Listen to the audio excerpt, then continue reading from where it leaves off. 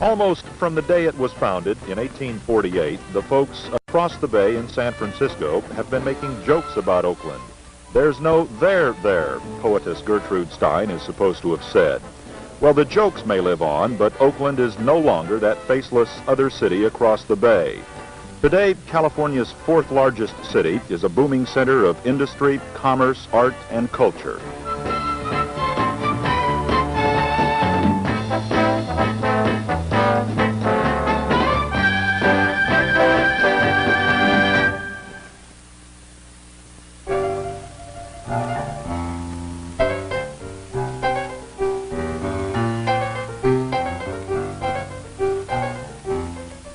But Oakland's new glamour and prosperity are not shared equally by all of its citizens.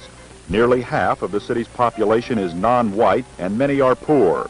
They do not patronize the symphony or the museum. They don't use the Coliseum or the airport very much, nor do they hold their share of the jobs created by Oakland's new industry, port, and transportation facilities.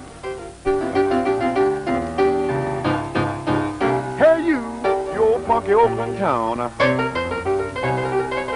How come you're such a cold and brutal city?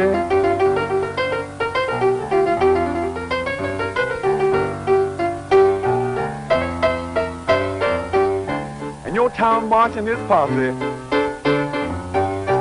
ain't got no shame, and most of all, they just ain't got no pity.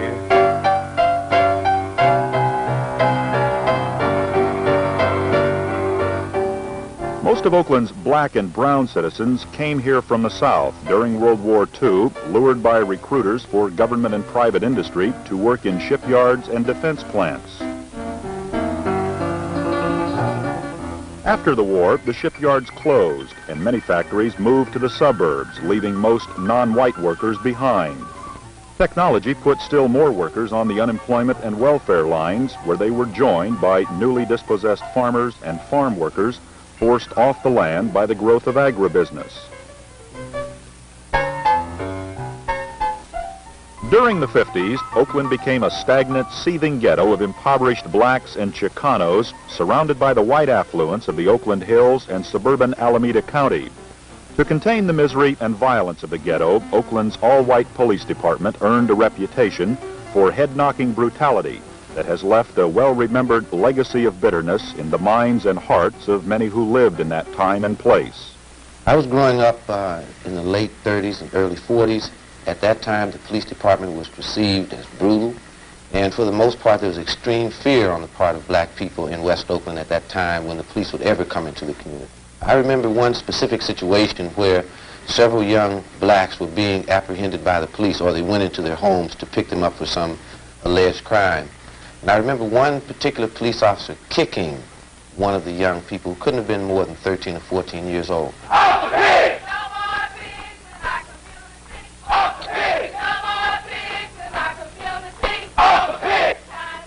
I think that the Black Panthers raised a very significant issue, and that was the brutality of the police when they came into the black community. The police were in the same position as most of government, not being in fact responsive to citizens' needs. In our recruit schools, we inculcated for many years, in my opinion, in our policemen what I would characterize as a gung-ho law enforcement orientation. We taught them laws of arrest, search and seizure, and patrol division, patrol procedure practices, which could only result in an officer oriented in a very narrow law enforcement way. So that as we went about in this police department as an operational style in the 50s and some part of the 60s of stopping people on various pretexts. This was a mandate, as it were, from the police department itself. We incurred very, very bad relationships with our community. Today, there is a whole new relationship developing between the people of Oakland's ghettos and the police. Police officials hold regular meetings in the community, and they are well received. This is one of the greatest things I've seen in Oakland in my 30 years here. I never thought I'd see today. Back in 47, 48, I could see policemen come and sit down and let you criticize you. It's our responsibility to get out in that community, and we'll be here if you want us. And I'm here, quite frankly, to assure you that those men that you see sitting here and the men that work 24 hours a day, 7 days a week, in the Oakland Police Department, we'll be striving to achieve a goal that they're going to take a humanistic approach to policing. I don't care how frustrated our policemen happen to be because they're working hard, or how frustrated the citizen happens to be because he had to wait a long time for the policeman. I want to see every citizen treated with dignity. I would say that there's been some tremendous change on the part of the police. I think they're moving away from the head-knocking, brutal physical approach and trying to be more public relations oriented, more community relations oriented, and hopefully more sensitive and liberal in their approach to modern law enforcement. And I see some dramatic effects because, as I said, I've been here when the case was juxtaposed in very hard terms. In a moment, a look at how things are going in Oakland these days between the people and the police.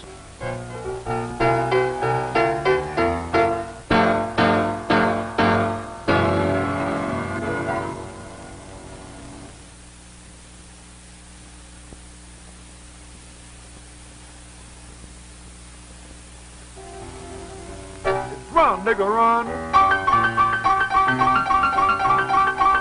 Black boy, don't you let the sun go down in this your town.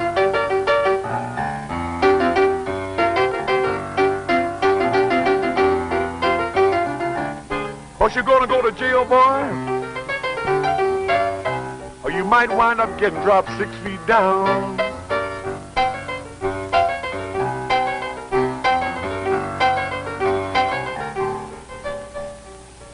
I joined the department in about 1965. It was very different from what it is now. I think we were a lot more aggressive then. I don't much care for the word harassment. I'd say there was a time we were a head-knocking department, yeah. There are about 700 men in the Oakland Police Department. An overwhelming number are white, and most live in the suburbs, outside the city. Patrolman John Dixon joined the department after a stint with the Coast Guard. He grew up in Hollister, is a family man, and likes his work. To this extent, he is a typical Oakland policeman. In the past, there was a quota system. It wasn't down on paper, but it did exist. You were expected to write a certain number of citations, and if you were a good policeman, you made a certain number of arrests. The quota system had to result in more aggressive policemen. They had to go out of their way to find certain things, and maybe they went a little far. We were trying to produce numbers in arrests and just about every way. What has happened is that Chief Gain said no more quota system, and there isn't any today. And that's fantastic.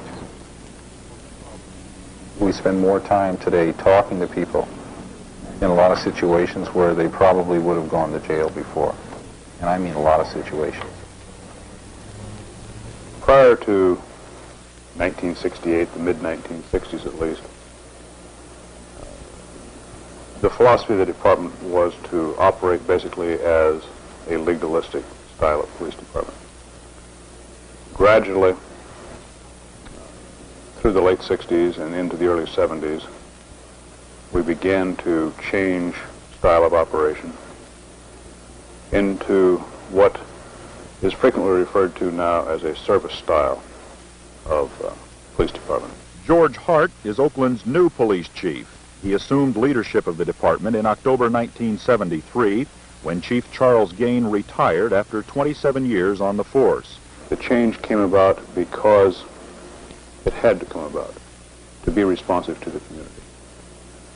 The community was saying to us, I think, that we want a police organization which services the entire community in a fair and impartial manner. And we want a police organization in which we can have confidence. First, we'd like to get you to think as well as you can about the way you looked at police work and a way of operating before you even started recruit training. Oakland's new policing style is a product of an unusual collaboration between the Oakland Police and a group of social scientists. One of these scientists is J. Douglas Grant, former chief of research for the California prison system. Grant and his colleagues had been remarkably successful in helping convicted criminals overcome their own violent behavior through a process of self-study. In 1969, they convinced police officials that by helping violence-prone policemen study their own behavior, they could reverse the upward spiral of violence between the police and the people of Oakland. Former Chief Charles Gain agreed it was worth a try, and they went to work under a grant from the federal government. Today, the self-study process is carried on by the department's conflict management section. At the time, there was no regard to the quality of the work. It was just, basically a numbers game, and nobody... One idea that developed early in the self-study process was that of tape recording actual confrontations between Oakland police officers and potentially violent citizens. The recordings have proved invaluable in understanding how to avoid conflict and are now used in training new police officers in the art of discretionary decision-making. A police officer probably has the broadest powers of discretion in carrying out his functions than any other citizen. So what we're going to do today is sit down and listen to two patrolmen as they intervene in a family dispute. We're not saying that everything that they do in this tape is the right way to do it, but they made certain decisions throughout this tape, and we're going to sit down and critique these bit by bit. This is an actual street incident. These are real policemen and real people.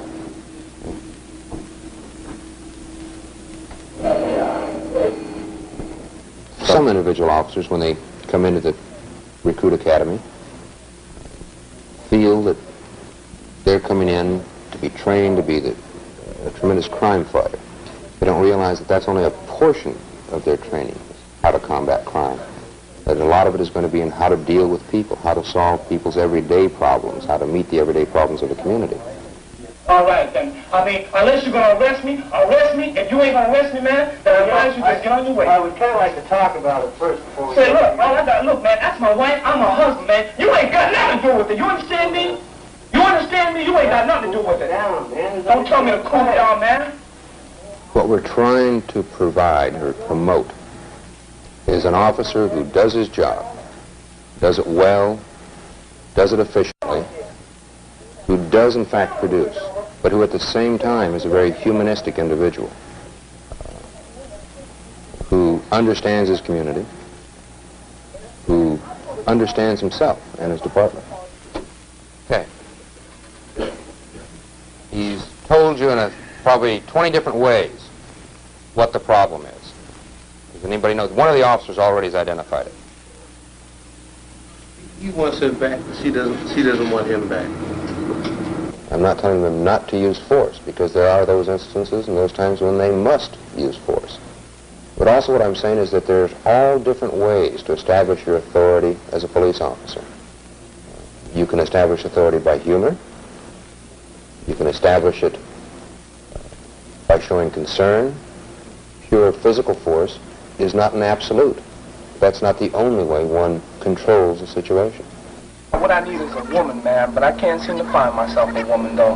I'm looking forward in this one right here, but I can't seem to find one. I've been getting drunk almost every night since I've been home, you understand? What's the problem? He's screaming it to you. It seems like it might be sex. Oh, why didn't you say it earlier? It's a very simple thing. Until he started screaming. Plain old sex. But the Oakland police do more than just talk about violence prevention in their academy classes. Each time an officer must use force in the performance of his duty, it's reported to a computer. And periodically, the computer selects out those officers with an unusually high number of such critical incidents. They are then invited to appear before a panel of fellow officers who review in meticulous detail his handling of situations that resulted in violence. We're asking you to be very candid with us. We're asking you to admit your mistakes. Every guy on this panel has made some of the same mistakes that you've made. None of us here that are perfect. What we're trying to do is find better ways of doing things. The action review panel is both voluntary and confidential. No record is kept and no disciplinary action is involved. An officer may sit for as long as 8 hours while his peers question and analyze his actions, his judgments, his personal attitudes, even his mannerisms. Yet since the panels were started in 1971, no man has refused to participate. The moderator of the action review panels is Officer Bob Crawford of the Conflict Management Section. In this case, the first ever filmed, the man in the hot seat is Officer Bernie Gerhardt.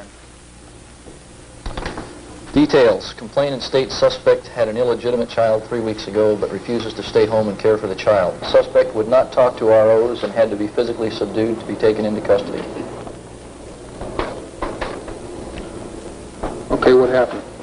I don't remember it. You realize that things like this are official records that can be subpoenaed into court, and you could be put on a stand, being sued, and somebody could hit you with a report just like that.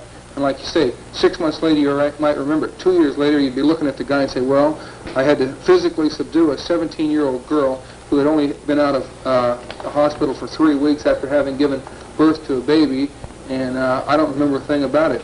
It could color you looking very, very poorly. He has sat on panels before, but I think it struck him being kind of different to be sitting in that seat rather than in one of the other seats. Because you could have had your head blown off with your own gun. What if you had a machine gun? I don't know. All right. You'd have killed both of us. Listen to what he's saying. This is the I thing. am. You could have had your head blown off with your own gun. I know that. You can't handle two guys properly. I don't care how great you are. In his case, he realized he had a small man's complex. He kept thinking that he had to take the first affirmative action in an arrest situation to overcome the small man thing, which he doesn't have to do, because he works very effectively. I might be wrong about what the whole object of these panels are, but when a person starts showing up with one of these after another, we're supposed to look into why. And I just wanted to ask the question, is he one of these men? He's not as big in stature as some of us, and it's appeared in about 4 or 5 of his remarks. I've talked to a lot of belly button and all that. Does he have a small man's complex, and he's taking it out on the kids? I just want to, you know. Okay, the thing about the size, okay, when I first came on, I did have a size problem. I'm only 5'8", and I was 155 then, and I had what is commonly referred to as a small man complex. Right. I'm not defensive about it. I don't think I am. Well, the fastest I'm quicker to act because I'm aware of my size, especially when the person is bigger than me. If there was no peer panel, if there was no one to call attention to the fact that an officer did have a particular problem, whether it be a small man complex or what have you, he would act this out in the street, and it would be misread. I have seen the real hard egg come up here, sit through the panel, totally reject the panel, yet go out and do a different job than he was doing before.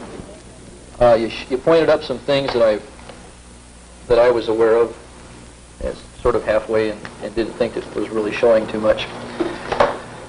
It's good to have other people tell you something that you think you're already aware of, because then you know that other people are aware of it, and you'll make a better effort to control it or whatever, I think. Well, that panel was good. You picked a good panel. There isn't an officer here that I don't respect. And from that aspect, I think it's good. If there were a bunch of turkeys sitting here, I'd have left a long time ago. And you'd have heard about it in the locker room.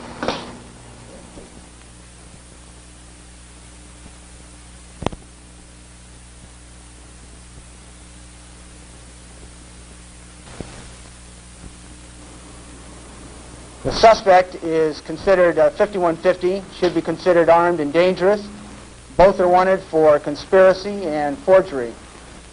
Since the inception of the Action Review panel and other self-study techniques, there has been a dramatic drop in the number of conflicts between the police and the people of Oakland.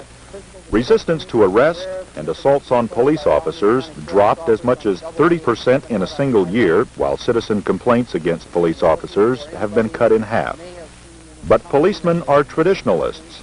Many still admire the ideal of the super cop, the tough, resourceful, and courageous lawman who always catches the crook. And some of Oakland's finest are still uncomfortable with their department's new style and philosophy. There's basically two parts to the job. One part is enforcing the law, and the second part is let's say, helping people. Our relationships with people are a whole lot better than they used to be.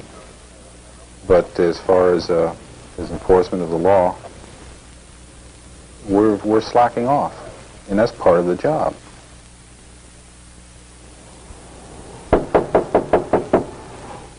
John Dixon works in the hardcore ghetto of West Oakland. The neighborhood is very poor and almost exclusively black. It is not an easy beat for a white policeman working alone.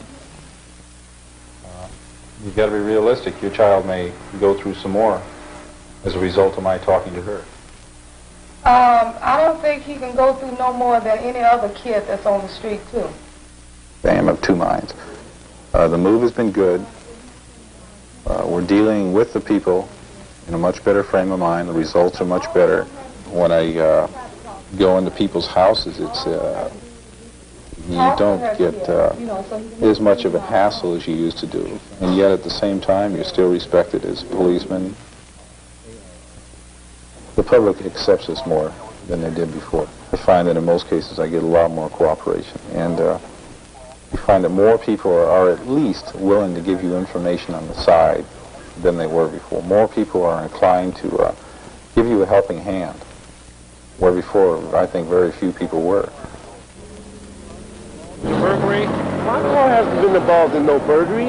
That's what I understand. I just came from my girlfriend's house. I remember when I first came on that if you did make a car stop, you immediately got a crowd. Today, you not only don't normally gather the crowds, but when you do gather a crowd, it's the people don't tend to be as hostile. The quality of the arrests we're making now are much better, no doubt about it. But I think that we're getting kind of lethargic. We're sitting back. We're accepting the fact that we're a service-orientated department, which I think a person is inclined to think that we're at the beck and call of people. And I think that's what a lot of us are doing. We're just sitting back, waiting to be called. Unless you want to run them here. We're more community relations orientated, more of a service-type department, and I think at the expense of enforcement, law enforcement. The so-called service style is not per se a weak approach to the problem at all. If anything, it's a stronger approach. You can have an effective, alert police department which does in fact engage in heads-up police work, aggressive patrol. That's what the community wants. That's why we exist. Would you like the department to go back to the head-knocking, legalistic department that it used to be? No. I don't think anybody wants it to go back that far. Not that far. Why? It would just create the same old problems we had before, a hostile society, problems on the simplest of things, just talking to people on the street. I don't think we'd have as much success if we went back to that. I believe, probably more than I believe anything, that the officers in this department do in fact want to do and do in fact accomplish a very capable level of policing in the Oakland community. I believe that they support totally the concept that any police organization can only operate in a fair and lawful manner. Do you think you have to make a choice between community relations and good enforcement? No, I think they can work hand in hand. It's obvious they can.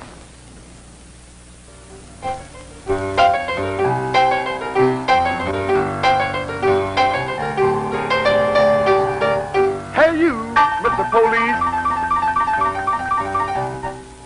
You better heed the people warning, cause the handwriting is on the wall.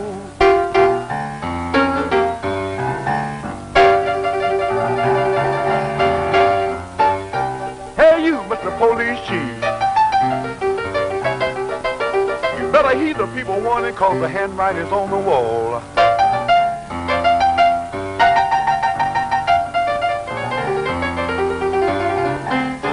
So have fun while you can. Just like the wall of Jericho, you're bound to fall.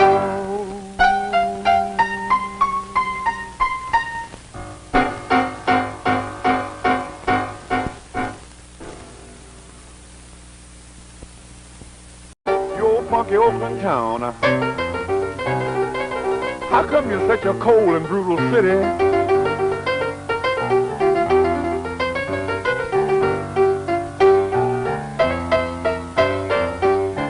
and your town marching this posse ain't got no shame, and most of all, they just ain't got no pity.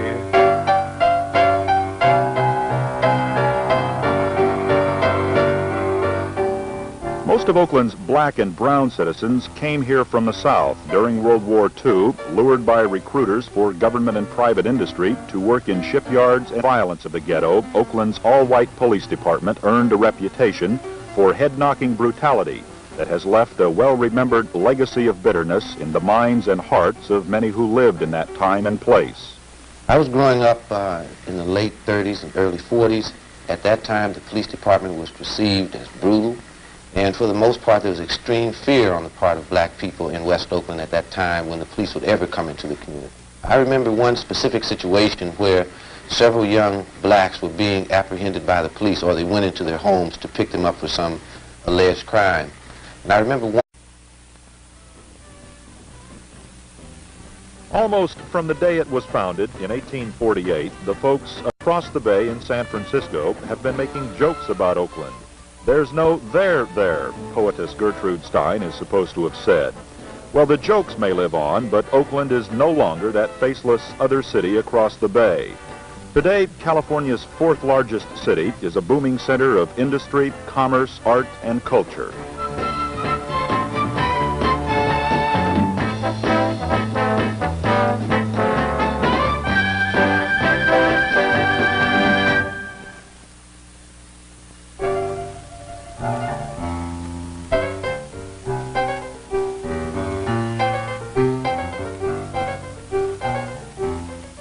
But Oakland's new glamour and prosperity are not shared equally by all of its citizens.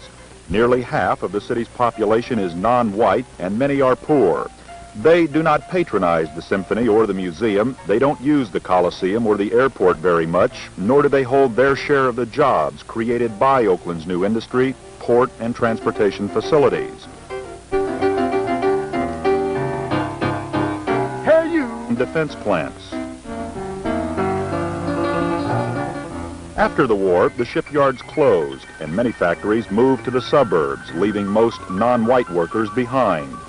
Technology put still more workers on the unemployment and welfare lines, where they were joined by newly dispossessed farmers and farm workers forced off the land by the growth of agribusiness.